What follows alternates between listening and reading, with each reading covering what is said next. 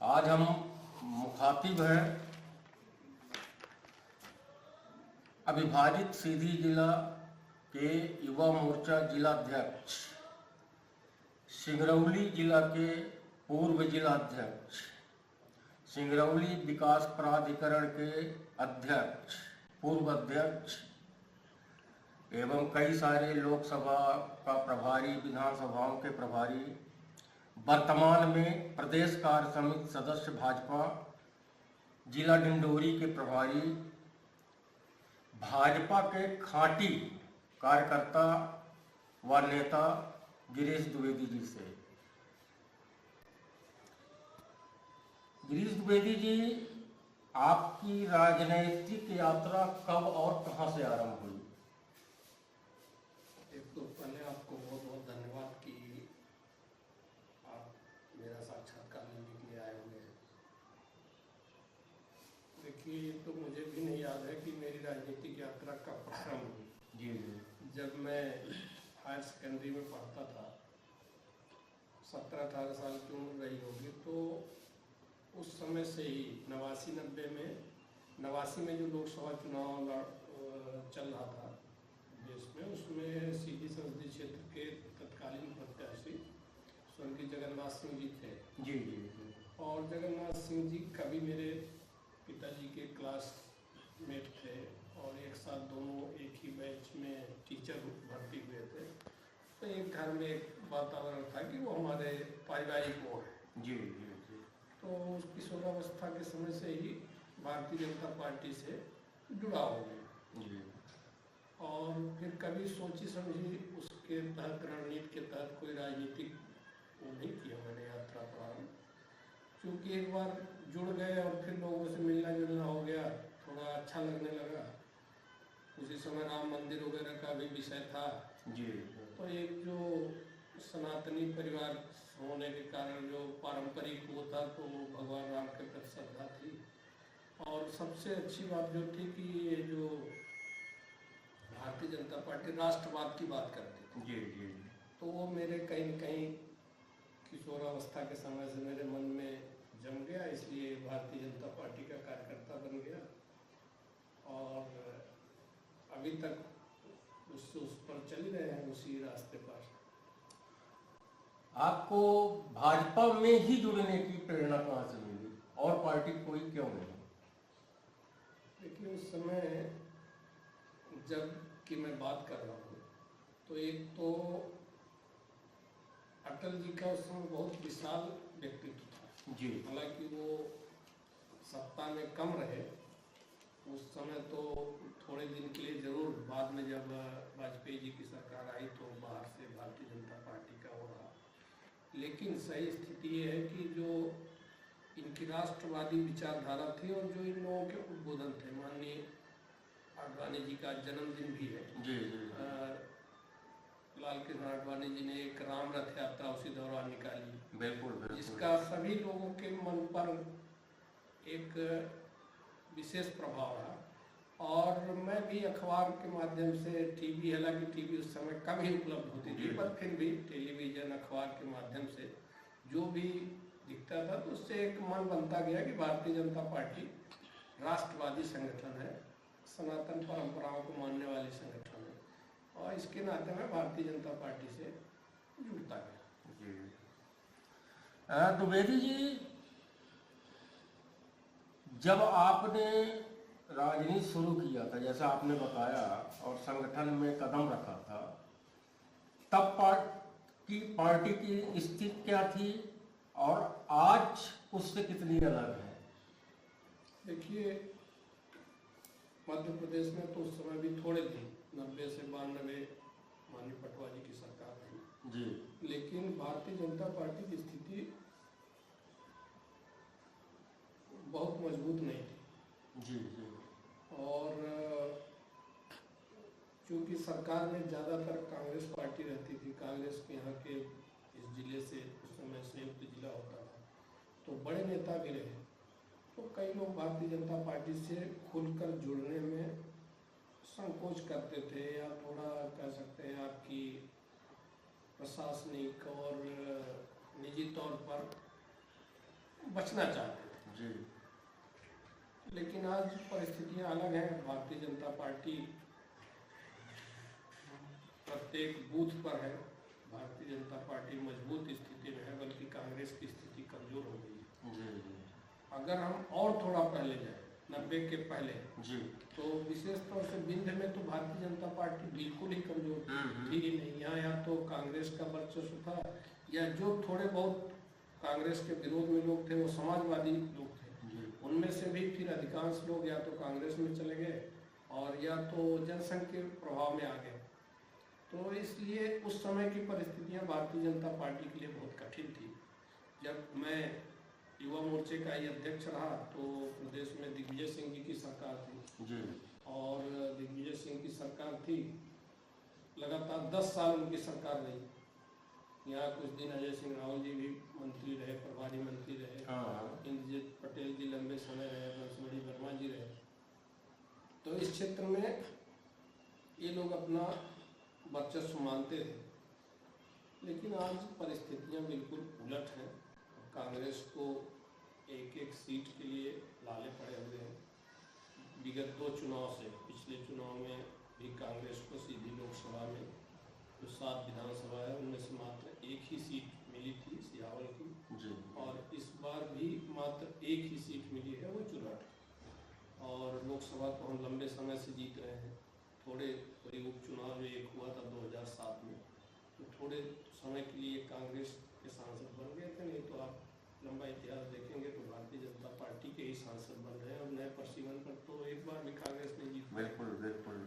और तो आज जो यहाँ की स्थितियाँ हैं, विधानसभा भी हम ज़्यादातर जीते हैं। न सिर्फ जीते हैं बल्कि बहुत अच्छे मार्जिन से। चितरंगी हम 60,000 प्लस से जीते, इसको भी हम 38-40 हज़ार से जीते सिंगरौली विधानसभा। देवसर भी हम 22-23 हज़ार से जीते। सभी सीटें हम 20,000 प्लस से बल्कि और अधिक वोटों से जीते हैं। तो मुझे लगता है, और विंध्य की बात करें तो विंध्य में भी जो शहडोल को अगर मिला लें तो 30 सीटें हैं। 30 में से हमारे पास अगर मुझे लगता है कि अभी 24-25 सीटें हैं। और ये एक बार की बात नहीं है, हम लगातार 3 चुनाव से तो यही स्थिति है। और कांग्रेस को जो है तो काफ़ी मुश्किलों का सामना करना पड़ रहा है और भारतीय जनता पार्टी बहुत मजबूत स्थिति में है। ये उस समय में और अभी के उसमें होता है। आपके अनुसार भाजपा का एक सच्चा कार्यकर्ता किन गुणों से पहचाना जाता है, या उसे किन गुणों से पहचाना जाना चाहिए, या वो कौन से गुण होने चाहिए? देखिए, जब भारतीय जनता पार्टी का गठन हुआ तो उस समय देश की परिस्थितियां बहुत ही अलग थी। कुछ लोग समाजवाद की बात करते थे, जो लोगों को जातिगत या और तमाम तरह से वो करना चाहते थे, भेदभाव करके कि मैं नहीं ये हूँ। और कुछ लोग पहले वामपंथी विचारक भी थे, जो आर्थिक आधार पर मजदूर वर्ग और धनाढ्य वर्ग में वो करना चाहते थे।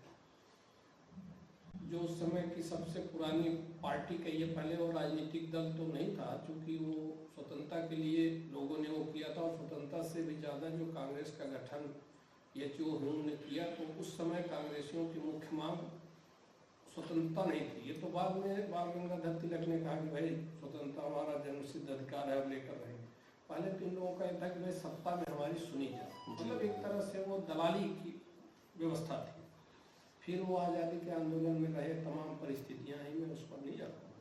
पर मैं ये कह रहा हूँ कि उस समय जो तत्कालीन जो संयुक्त सरकार बनी थी, राष्ट्रीय सरकार 1947 से और 52 तक जो है, जो हमारे डॉक्टर श्यामा प्रसाद मुखर्जी जी, डॉक्टर श्यामा प्रसाद मुखर्जी जी केंद्र में मंत्री थे और कश्मीर के मुद्दे पर विशेष तौर से, बाकी भी कई मुद्दों पर कश्मीर के मुद्दों पर उन्हें लगा कि जो नेहरू सरकार है वो देश के साथ गलत कर रही है। जो इनका लियाकत अली से समझौता हुआ और तमाम बातें हुई, उसमें डॉक्टर श्यामा प्रसाद मुखर्जी जी को नागवार गुजरा। कश्मीर को जो उन्होंने अलग झंडे के लिए, अलग नियम कायदे के लिए, आप देश के अन्य किसी राज्य में ज़मीन खरीद के बस सकते हैं लेकिन कश्मीर में नहीं बस सकते थे। और वहाँ के प्रधान प्रधान को वजीर आला की उपाधि, वजीर आला उर्दू शब्द है उसका, हिंदी में प्रधानमंत्री होता था। तो उन्होंने इसका विरोध किया कि एक देश में 2 विधान 2 प्रधान और 2 निशान नहीं होना चाहिए। तो उस समय जो परिस्थितियां भारतीय जनता पार्टी के गठन की थी, तत्कालीन जनसंघ के रूप में होता, लेकिन गठन कहता है कि एक ऐसा दल हो जिसका लक्ष्य राष्ट्र प्रथम हो। मतलब बाकी सब वोट बैंक की राजनीति कर रहे थे, कोई अमीर की कर रहा था, कोई गरीब की कर रहा था, कोई अगड़े की कर रहा था, कोई पिछड़े की।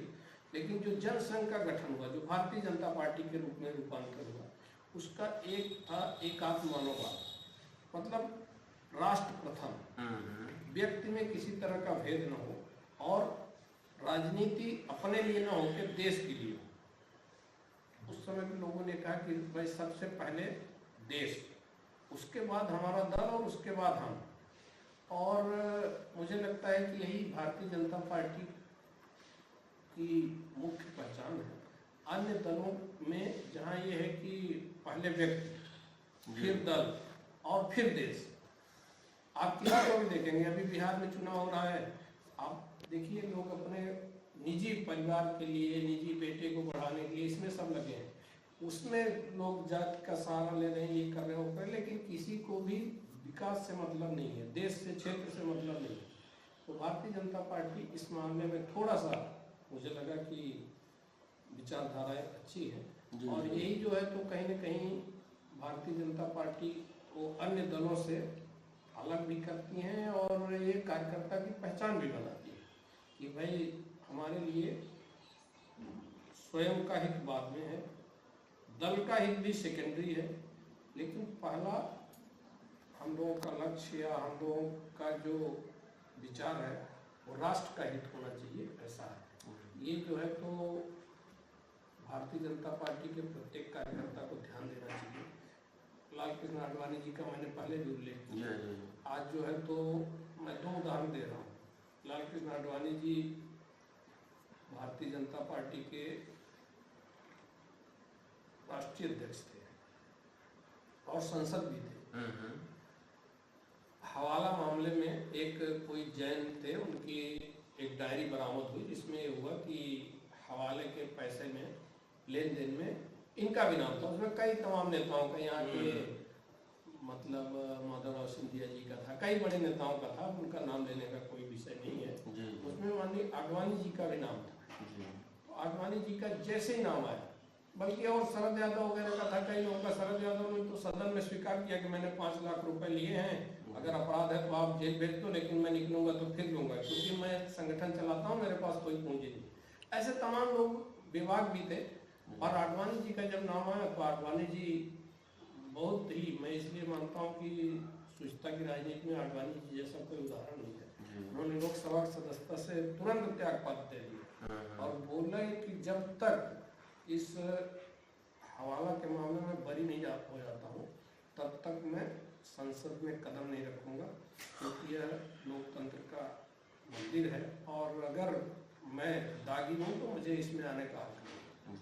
और देश जानता है कि उस समय जब चुनाव हुए तो आडवाणी जी गांधीनगर से सांसद होते थे, तो अटल जी अपनी सीट से भी लड़े और गांधीनगर से भी लड़े।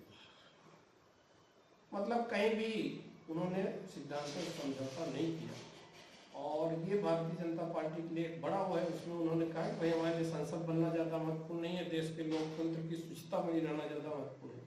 ऐसे ही मैं एक अटल जी का उदाहरण देता हूँ। जब नरसिंहा राव जी प्रधानमंत्री थे, ये 92 की घटना है, मुझे लगता है, हाँ 92 की घटना है। और जिनेवा में एक कांग्रेस का, भारत सरकार का एक प्रतिनिधिमंडल जाना था संयुक्त राष्ट्र की बैठक के लिए। उसमें नरसिंहा राव जी ने अटल जी को, जो उस समय नेता प्रतिपक्ष थे, अटल जी को कहा कि भाई इस प्रतिनिधिमंडल का नेतृत्व तो आपको करना है। कई कैबिनेट मंत्री उनके साथ गए थे, लेकिन नेता बन के अटल जी गए। और जब पत्रकारों ने पूछा कि आप तो नेता प्रतिपक्ष हैं, तो आप कैसे देश का प्रतिनिधित्व कर रहे हैं, प्रतिनिधिमंडल के नेता बन के हैं? तो बोले कि मैं नेता प्रतिपक्ष की, हमारी व्यवस्था जो है वो हमारे आंतरिक लोकतंत्र की है। हम जो है जब सदन के भीतर हैं तो हम सरकार के कमियों की ओर वो करते हैं, हाँ, इशारा करते हैं और जिससे वो अपना वो करें। लेकिन ये हमारे आंतरिक व्यवस्था, जब हम देश के बाहर जा रहे हैं, जो हमारी सरकार का आदेश है, जो हमारे सरकार का पक्ष है, जो हमारे देश का पक्ष है, उसके लिए मैं नेतृत्व कर रहा हूँ। और ये दिखाता है कि देश पहले था, दल की चिंता बाद में है, पहले देश की चिंता है। इसलिए भारतीय जनता पार्टी के कार्यकर्ता को इस बात का सदैव ध्यान रखना चाहिए, शुचिता का भी, और इस बात का भी कि हमारे लिए राष्ट्र पहले है, निजी स्वार्थ बाद में है। ऐसा मेरा मानना है। और मैं तो नहीं कह रहा हूँ कि मैं उतना विशाल व्यक्तित्व का हूँ और मैं उस तरह से करता हूँ, लेकिन मेरी सोच है कि कोशिश करनी चाहिए कि दल के हित में और उससे पहले राष्ट्र के हित में अपने हित कहीं आड़े नहीं करना चाहिए। भारतीय जनता पार्टी के सिंगरौली जिला अध्यक्ष आप रह चुके हैं, उस दौरान आपको किन सबसे बड़ी चुनौतियों का सामना करना पड़ा था, और आपकी उपलब्धियां क्या रही, जो आप विभिन्न, कोई जरूरी नहीं है कि जिला अध्यक्ष के दौरान, आगे पीछे आपने अपने इस राजनीतिक सफर में। देखिए, मैं तो ये मानता हूँ, जब मैं जिला अध्यक्ष रहा तो 2007 से 2010 का कार्यकाल था जी, तो उस समय, उसके पहले जो 2003 का चुनाव हुआ था, तो उसमें हम सिंगरौली सीट हारे हुए थे। यहाँ समाजवादी से सम्मानीय बसवड़ी वर्मा जी विधायक थे, और धौनी विधानसभा में छत्रपति सिंह जी थे स्वर्गीय, और चितरंगी में स्वर्गीय जगन्नाथ सिंह जी थे। ये दोनों भारतीय जनता पार्टी के विधायक थे। और उसके पहले भी हम कभी जीतते थे, हारते थे। और जब 2008 का चुनाव विधानसभा का मेरे समय में हुआ, पहले 2007 में लोकसभा का बाई इलेक्शन हुआ, जिसमें हम लोग थोड़े वोटों से हार गए थे, और उसके 4-6 दिन बाद ही उपचुनाव के बाद पार्टी ने मुझे जिला अध्यक्ष बनाया। और 2008 का जो विधानसभा चुनाव हुआ, उसमें उसी दौरान जिला भी बना, सिंगरौली जिला भी बना। 24 मई को जिला बना। और लेकिन जो विधानसभा के चुनाव हुए, उनमें हम सारी सीटें, जैसे अभी जीते हुए तीनों सीटें 20,000 से अधिक वोटों से पहली बार जीते। नए प्रसिमन पर चुनाव पहली बार हुआ था, और हम सभी सीटें, सिर्फ यही नहीं, जो आंशिक सीटें हैं, सियावर भी हम उस बार जीते और धवनी भी उस बार जीते। और उसमें सिंगरौली जिले की उन दोनों सीटों को जीतने में भी महत्वपूर्ण भूमिका थी, क्योंकि जो आंशिक भाग थे, लगभग 1/3 दोनों विधानसभाओं के इधर आते हैं, तो उसमें भारतीय जनता पार्टी की बहुत प्रचंड विजय हुई थी। तो एक तो ये रहा कि हम तभी से जीतने की नींव पड़ी जिले में, और हम मजबूती से जीतने लगे। फिर लोकसभा का चुनाव आया, लोकसभा में 7 में हार चुके थे और 9 में नए प्रसिमन पर हो रहा था। तत्कालीन मुख्यमंत्री शिवराज सिंह चौहान जी, अच्छा, 7 में वो उपचुनाव हुआ था ना? उपचुनाव हुआ था कुंवर सिंह जी के। जो 9 में जो चुनाव हुआ, तो तत्कालीन मुख्यमंत्री शिवराज सिंह चौहान जी ने मुझसे बात की, मैं जिला अध्यक्ष था, इस नाते ही किया होगा, और एक बार नहीं, 2 बार 3 बार बात की उन्होंने हमसे, और बोले कि क्या रहेगा। तो हमने कहा कि भाई साहब, चूँकि नए प्रसिमन पर पहली बार सीट अनारक्षित हुई थी और चुनाव हो रहा था, तो सभी के मन में थोड़ा होता, तो हमसे बोले कि गिरीश जी क्या रहेगा। तो हमने कहा कि भाई साहब, चुनाव जीत जाएंगे। तो बोले कि कैंडिडेट अगर सिंगरौली से या सीधी से, तो बोले सिंगरौली से रहेगा तो स्वाभाविक रूप से, क्योंकि 7 में आप देख चुके हैं इधर की लीड ज़्यादा रहती है। हमने कहा कि 1 लाख के लगभग की लीड रहेगी। बोले और अगर सीधी से, तो बोले कि सीधी से रहेंगे तो भी हम लोग जीतेंगे, यहाँ से हम 50,000 की लीड देंगे, तीनों विधानसभा मिला। बोले 50,000 की देंगे, हम बोले बिल्कुल देंगे। और संयोग की बात थी, मैं नहीं कह रहा हूँ कि मैं कोई बहुत ज्योतिषी हूँ या कुछ। जब रिजल्ट आया तो हम 50+ से यहाँ से अधिक थे सिंगरौली जिले से, और उधर हम मिला के 4-5 हज़ार से पीछे थे। तो सब मिला के हम लगभग 44-45 हज़ार से, वो रिकॉर्ड में होगा, 1,500 का इधर उधर हो सकता है। हम लोग लोकसभा का 2009 में चुनाव जीते, और तब से ये विजय लगातार ही चल रही है। जिला बनना भी हमारे जिले के लिए एक मजबूती प्रदान, आपके कार्यकाल में ही बना जिला? हाँ, 24 मई 2008 को जिला बना, मैं जिला अध्यक्ष था उसमें। और ये बहुत पुरानी मांग थी, मतलब कई पीढ़ियां गुजर गई, जब से आप ये कह सकते हैं कि लोग जागरूक हुए जब से लोगों को ये लगा कि नहीं सिंगरौली में इतना आर्थिक संसाधन है, खनिज संपदा है, ये सब है, रेवेन्यू इस तरह का है, हमारा विकास प्रभावित हो रहा है, तब से लोग मांग करने लगे। स्वर्गीय भगवान दास जी, स्वर्गीय जगन्नाथ सिंह जी, रामचंद्र जी, सभी इसके लिए आवाज़ उठाते थे। और हमसे पहले कांतिदेव सिंह अध्यक्ष रहे, उन्होंने भी आवाज़ उठाई। सभी लोगों ने वो किया और उसकी परिणति रही कि 2008 में ये जो 2007 वाला लोकसभा उपचुनाव हुआ था, उसका भी बड़ा अजीब किस्सा था। क्या हुआ कि उस बार चूंकि पहले 2 विधानसभा छत्तीसगढ़ के भी इस लोकसभा में आते थे। हाँ, सरगुजा का कुछ। हाँ, ये मनेन्द्रगढ़ और बैकुंठपुर विधानसभा थी। जी जी। लेकिन जब प्रदेश अलग हो गया तो 6 विधानसभा में चुनाव हुआ और 6 विधानसभा में ये जो सिंगरौली विधानसभा है, इसमें हम लगभग 30,000 के आसपास की लीड लिए और 4 विधानसभा में हम पराजित हो गए। सीधी, चुरहट, सिहावल और सीधी, चुरहट, सिहावल तब थी नहीं, देवसर और गोपदनास, जिनमें हम पीछे थे। लेकिन धौहनी अलग विधानसभा थी और गोपदनास अलग थी। तो धौहनी में एक उस समय जो गोंडवाना गणतंत्र पार्टी के संस्थापक अध्यक्ष थे हीरा सिंह मरकाम भी चुनाव लड़े थे और पार्टी ने मुझे धौहनी का प्रभारी बनाया। अरविंद मेनन जी इधर के प्रभारी थे, तो उन्होंने हमको कहा कि आप धौहनी विधानसभा भी देखो और आम सभाओं का प्रभारी बनाया सिंगरौली जिले का, शिवराज जी के या किसी भी बड़े नेता। तो वो मैंने सब काम देखा और संयोग की बात थी कि मैं धौहनी में लगभग 1500 वोट से हम लोग आगे हो गए।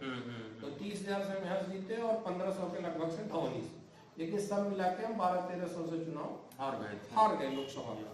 तो उससे भी थोड़ा सा ये लगा और मेरी जो कार्य क्षमता थी, लोगों ने, हमारे नेतृत्व ने वो किया और फिर तीसरे या चौथे दिन ही मुझे मतलब 12 या 13 को ये रिजल्ट आया था लोकसभा का, मुझे याद है मार्च में, और 17-18 को मेरी जिलाध्यक्ष के रूप में घोषणा हुई। तो मेरे जिलाध्यक्ष के कार्यकाल में पार्टी मजबूती से खड़ी हुई और मुझे ये लगता है कि ये जो प्रशासनिक जिला बना वो एक बहुत बड़ी उपलब्धि है। लंबे समय से मांग चल रही थी लेकिन पूरी तो मेरे समय में हुई। तो इसलिए मुझे लगता है कि जिला बनना और पार्टी की जो मजबूती है बूथ स्तर तक, मैं जब जिलाध्यक्ष बना तो मैंने एक कोशिश की कि मैं प्रत्येक ग्राम केंद्र तक, उस समय 75 ग्राम केंद्र थे और ये नगर केंद्र चूँकि वार्ड 45 है लेकिन तब इतना नगरी उसका वो नहीं था, लेकिन मैंने 75 के 75 ग्राम केंद्रों में बैठक की कार्यकर्ताओं साथ, कोई सभा और रैली जुलूस नहीं, लोगों के साथ बैठक की रूम में कि भाई 10 कार्यकर्ता 25 कार्यकर्ता, और लोगों से उस समय शिवराज जी नए सीएम बने थे 5 में, तो उनकी छवि भी बहुत अच्छी थी और वो पार्टी को मजबूत करने में फिर जो सरकार की योजनाएं थी वो भी अच्छी थी। तो इसलिए जो मेरे अध्यक्षीय कार्यकाल का वो था वो यही था कि पार्टी को हमने प्रत्येक बूथ पर, प्रत्येक पंचायत में मजबूती प्रदान की और जिला भी बना, तो ये हमारे नेतृत्व का वो था। तो बेदी जी, ये आपका ये कहना चाहिए कि आपके आदर्श नेता कौन है जिनके व्यक्तित्व का प्रभाव आपके जीवन पर पड़ा या आज भी है? देखिए, आपको एक गंभीर नेता माना जाता है जिले का। देखिए, हम लोग जब मैं राजनीति मतलब छात्र जीवन से ही हम लोग नारे लगाते थे, उस समय कांग्रेस की गवर्नमेंट हुआ करती थी, संयुक्त मोर्चे के लिए हम लोग नारा लगाते थे कि अटल, अडवाणी, कमल निशान, मांग रहा हिंदुस्तान। फिर नारे लगाते थे चारों ओर अंधेरा है, पहरेदार लुटेरा है, अंधियारे में एक चिंगारी, अटल बिहारी अटल बिहारी। तो अटल जी स्वाभाविक रूप से हम लोग के बहुत ही और मेरे विशेष तौर से भी अटल जी ही नेता थे और ये मेरे लिए सौभाग्य की बात है, मैं अटल जी के कार्यक्रमों में कई बार मतलब उनकी सभाओं में और उसमें शामिल रहा और फिर मेरे मन में एक सपना था कि मैं अटल जी से मिलूँ। तो जब मैं जिलाध्यक्ष था, आपको ध्यान हो उस समय ये बधौरा में एक जब नया जिला बन गया, विवेक पोरवाल जी कलेक्टर थे। हाँ, एक घटना हो गई। थी। तो मैं इसलिए उसको जोड़ रहा हूँ कि मुझे याद है कि मैंने अटल जी के यहाँ अटल जी से मिलने के लिए समय मांगा था। तो वो 25 दिसंबर का मुझे समय मिला जी। लेकिन 25 दिसंबर को फिर अटल जी का स्वास्थ्य खराब हाँ, हो स्वास्थ्य खराब हो गया, गया। तो मैं मिल नहीं पाया। वहाँ से संदेश आ गया कि आप अभी मत आइए, आज का कार्यक्रम मिलने का 25 वाला कैंसिल है। फिर यहाँ पर 30 उसको कोई घटना हो गई, वो जो चोट वोट लग गई जिसमें कलेक्टर साहब को भी और तमाम पुलिस वाले घायल हुए। वो थोड़ा सा मिसअंडरस्टैंडिंग हुई, संवादहीनता के कारण वो घटना हो गई थी। तो उसके कारण मुझे लगा, एक दिन पहले मुझे फोन आ गया था कि अटल जी के यहाँ 1 जनवरी को आ जाइए, वो मिलेंगे। लेकिन जगन्नाथ सिंह जी उस समय मंत्री थे और उन्होंने एक बैठक रख दी जिसमें प्रशासन, जनप्रतिनिधि और कंपनी प्रबंधन और विस्थापित जी। बोले चारों का वो करना है, तो जिससे कि वो समस्या का समाधान निकले। तो मैंने स्वर्गीय जगन्नाथ सिंह जी से निवेदन किया कि हमको जाने दीजिए, हमारा अटल जी से अपॉइंटमेंट है। तो वो बोले नहीं, चूंकि वो अटल जी के साथ कई बार सांसद रहे थे, तो बोले मैं ले चल के मिलवाऊंगा। और मेरे मन में तो था कि अटल जी से मिलना है, पर उन्होंने बैठक रख दी तो मैं बैठक में रहा, पर मेरा मन उधर लगा हुआ था। तो फिर मैं क्या किया, जब मैं बैठक से फ्री हुआ तो मैं यहाँ से भागा शाम को और मिर्जापुर गया। वहाँ से पता चला यहाँ ट्रेन नहीं मिलेगी, तो फिर मैं मुगल सराय गया और एक राजधानी में संयोग से सीट मिल गई और मैं वहाँ पहुँचा और अटल जी से मेरी 1 जनवरी 2009 को मुलाकात हुई, जो मेरे लिए बहुत ही वो है, आज भी मेरी राजनीति यादगार पल है आपका। हाँ, यादगार है और बिल्कुल मतलब सपने को हकीकत करने जैसा है। तो मैं अटल जी से मिल पाया और अटल जी के कारण ही मैं भाजपा में आया था। तो मुझे बड़ा वो लगा कि एक अटल जी का जो बड़ा व्यक्तित्व है, उनसे आमने सामने बात हुई, उन्होंने मिठाई ऑफर किया, उन्होंने फोटो खिंचाने के लिए कहा। द्विवेदी, चुनावी मैनेजमेंट में आपको कई सारे लोकसभा, विधानसभा, पंचायत स्तरीय, हाँ, सभी तरह का लड़ने का मौका मिला हो या ना मिला हो, मेरे ख्याल से मिला नहीं है आपको, लेकिन लड़ाने का मौका बहुत मिला है और मैनेजमेंट का। तो आपको ऐसी चर्चाएं होती हैं कि आप चुनावी मैनेजमेंट में के आप एक माहिर खिलाड़ी हैं, तो क्या अगर गोपनीयता न भंग करती होती हो आपकी, तो थोड़ा सा उसमें खुलासा करना ही रहेंगे। कोई देखिए, मैं माहिर खिलाड़ी नहीं हूँ, पर मैं एक पार्टी का कार्यकर्ता हूँ और चुनाव में अब आपके बात की तो मैं बता रहा हूँ। जैसे मैं जिला अध्यक्ष बना तो हमारे सिंगरौली जिले में 2 वार्डों के उपचुनाव आ गए। जी जी। एक महाजन मोड़ उस समय 28 नंबर होता था, जो अब 30 नंबर हो गया, और एक रामपति यादव वाला जो 26 नंबर होता था, शायद नहीं 24 होता था, 26। तो इन दोनों के उपचुनाव आ गए। वहाँ के जो पार्षद थे उनकी नौकरी लग गई महाजन वालों की, और जो उधर के थे वो शायद एक्सपायर हो गए या क्या था, मुझे दूसरे दल के। इन दोनों वार्डों में इसके पहले भाजपा नहीं जीती। यहाँ से इंद्रेश शाह लगातार जीत रहे थे और वहाँ से भी कोई दूसरे ही जीत रहे। तो जब मैं जिला अध्यक्ष था तो मैंने एक काम किया कि मतदाता सूची को सामने रखा और कार्यकर्ताओं के बीच में एक पन्ना मतदाता सूची रख के, भाई मतदाता क्रमांक इतने से मतदाता क्रमांक इतने तक, जनरली एक पन्ने में 30 मतदाता होते हैं, तो एक पेज में, तो मैं वो 30 को एक प्रभारी बना दिया। भाई आपको बाकी से मतलब नहीं है, 30 को ही देखना, और रजिस्टर में एंट्री कर दी कि भाई इस मतदाता केंद्र पर मतदाता सूची के इस क्रमांक से इस क्रमांक तक ये प्रभारी। तो वो आज अब कोई इसको इतना वो लेता नहीं मानता हूँ, लेकिन जो आज पेज प्रमुख की परिकल्पना भाजपा में, तो वो वहीं से निकले हैं। वो मैंने शुरू किया और उसको फिर अरविंद मेनन जी ने पकड़ा और उसको राष्ट्रीय स्तर पर राष्ट्रीय स्तर तक है और ये मुख्य चुनाव जीतने का आधार भी है।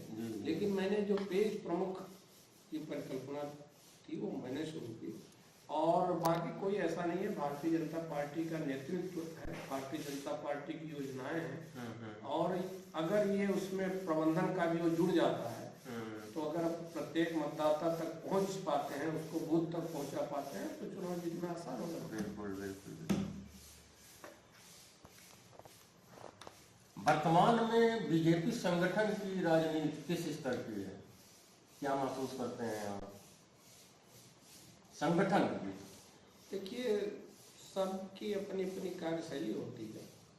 संगठन, चूंकि सामने कोई संगठन ही नहीं है अभी भी जो है स्थिति, तो भारतीय जनता पार्टी काफी मजबूत स्थिति में है। आपके प्रदेश अध्यक्ष महोदय की रणनीति और कार्यशैली? हमारे प्रदेश अध्यक्ष अभी तो नए बने हैं, लेकिन मुझे लगता है कि बहुत ही अच्छे व्यक्ति हैं, निश्चल है जी, किसी के प्रति पूर्वाग्रह नहीं है जी, किसी तरह का हल्कापन बचपना नहीं है, बहुत ही मैच्योर है। उनके पिताजी भी सांसद रहे, मैं जानता हूँ, उनसे भी मैं मिला था। जी, जी। और ये भी एक बार सांसद भी रहे उपचुनाव में, और दूसरी बार के क्या हेमंत खंडेलवाल जी हैं? खंडेलवाल जी हैं, बैतूल से हैं, बहुत ही अच्छे नेता है, और उम्मीद है कि ये बहुत अच्छे प्रदेश अध्यक्ष सिद्ध होंगे। सिद्ध होंगे। बीजेपी की जो लगातार की सफलताएं हैं, अब बीजेपी पर भी आरोप लगने लगा है कि इसका भी कांग्रेसीकरण हो गया है, ऐसा क्यों? इस पर कुछ कहना चाहेंगे? देखिए, मैं तो नहीं मानता हूँ कि कांग्रेसीकरण हुआ है, लेकिन एक बात थोड़ा सा आंशिक रूप से आप ये कह सकते हैं कि चूंकि भारतीय जनता पार्टी का परिवार बढ़ रहा है जी, और कई कांग्रेसी जो कभी कांग्रेस में हुआ करते थे, वो अब भारतीय जनता पार्टी में शामिल हो गए हैं। जी, जी, तो एक तो ये कारण है, और दूसरा किसी भी दल को अगर लंबे समय तक काम करने का अवसर मिलेगा, जी, तो दूसरे दलों के जो विशेष तौर से जो सत्ता में रहे लोग हैं, तो वो उनको लगता है कि अब इस दल में कोई गुंजाइश नहीं है, तो वो भारतीय जनता पार्टी में आ रहे हैं। इसलिए थोड़ा बहुत हो सकता है। बाकी एक बात तो है कि भारतीय जनता पार्टी ने अपनी विचारधारा से कोई समझौता नहीं किया। जब उनको मौका मिला, जो हमारी मूल विचारधाराएं थी कि कश्मीर का मुद्दा हो, धारा 370 वाली, राम मंदिर का मुद्दा हो, तो सभी पर काम किया है। इसलिए मुझे नहीं लगता कि भारतीय जनता पार्टी का कांग्रेसीकरण होगा। ये जरूर है कि कुछ कांग्रेसियों का भाजपाईकरण हो गया है। कांग्रेसियों को भाजपाईकरण हो गया। आप पर भी आरोप लगता है कि आप जातिगत राजनीति को बढ़ावा देते हैं, इस पर क्या कहना है आपको? देखिए, मैं जहाँ तक मैं जानता हूँ, मैं आरोप प्रत्यारोप लगना तो भाई, देखिए कई राजनीतिक लोगों पर कई तरह के आरोप लगते हैं। अगर किसी के पास लगाने के लिए आरोप नहीं है तो कुछ लगाएंगे, लेकिन मैं ऐसा मानता हूँ कि आप जिस वर्ग समाज से हैं, स्वाभाविक रूप से आपके पास अपेक्षा लोग लेकर वही लोग ज़्यादा आते हैं। जी, जी। और जब वही लोग ज़्यादा आएंगे तो देखने वाले को लग सकता है कि ये इन्हीं से घिरे हैं या इनकी बात कर रहे हैं। जी। जबकि जो मुझे जानते हैं, जो मुझसे जुड़े हुए हैं, वो किसी भी वर्ग समाज के, तो मुझे नहीं लगता कि इस आरोप में कोई वो है। ये जरूर है कि मैं जितना भी देखा हूँ, तो मैं अपनी घर बात नहीं कर रहा हूँ, मैं सभी की बात कर रहा हूँ कि जो अपेक्षा लेकर जाएगा तो उसी का काम करेंगे जितना क्षमता होगी, और जो पहले से ही किसी अफवाह में किसी दूसरे केस में रहेगा, उसके लिए क्या करें।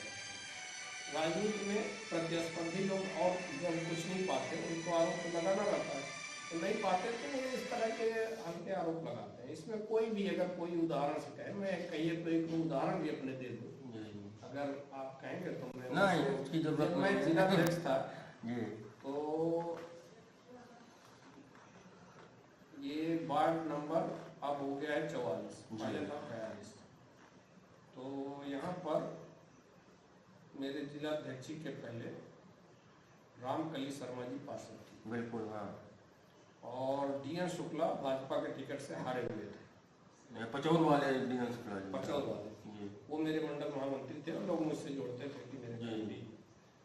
तो मैं इसलिए बता रहा हूँ कि जब मैं जिला अध्यक्ष हुआ तो पिछला टिकट तो डीएन को मिला था, लेकिन रामकली शर्मा जी चूंकि निर्दलीय रह के और पूरे समय भाजपा के साथ थी। जी। तो जब मैं जिला अध्यक्ष था तो लोगों ने कहा कि अरे अब तो डीएन का तो कोई या इनके करीबी है, लेकिन मैंने कड़ाई से कहा कि वे रामकली शर्मा 5 साल हमारे साथ रही है, जी।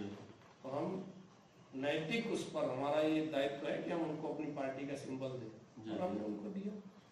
तो ऐसे कई उदाहरण हैं जहाँ भी ऐसा लगा, और अभी भी मुझे लगता है कि अब भाई दूसरे लोग क्या कहते हैं मैं नहीं जानता हूँ, लेकिन कोई ये नहीं कह सकता है कि मैं किसी वर्ग विशेष या उसके लिए, मैं निजी तौर पर मेरी हैसियत ही क्या है, लेकिन जितनी क्षमता है जितनी हैसियत है उसमें मैं कोशिश करता हूँ कि मैं भारतीय जनता पार्टी के सिद्धांतों पर चलूँ।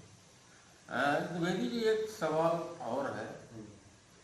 आप बहुत पुराने कार्यकर्ता हैं, कई सारे चुनाव आप लड़वाए हैं, पार्टी को सफलता भी दिलवाए हैं, लोगों को सफलता दिलवाए हैं, लेकिन आपने आज तक किसी चुनाव में प्रत्याशी के रूप में आप नहीं उतरे।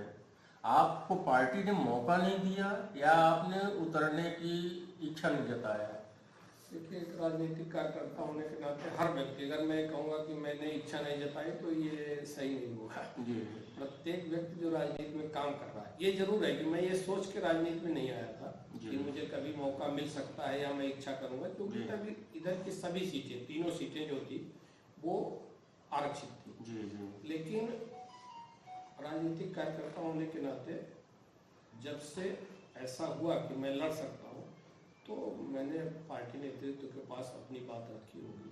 लेकिन जब आप किसी बड़े दल से जुड़ जाते हैं जी। तो फिर आपके भविष्य क्या, आपके दायित्व का निर्धारण आप स्वयं नहीं करते, पार्टी करती है। बिल्कुल। और पार्टी जब कभी अवसर देगी तो हम सोचेंगे, अभी तो नहीं दिया है तो आपके सामने ही है, बाकी कोई इससे अपने को नहीं है। मतलब ये योजना में है कि अगर अवसर देगी पार्टी तो। राजनीतिक कार्यकर्ता होने के नाते एक सामान्य, अगर मैं कहूँ कि नहीं मेरा मन नहीं है, तो ये तो देखिए झूठ बोल रहा हूँ। जी। और मेरे स्वभाव में झूठ बोलने का वो नहीं है।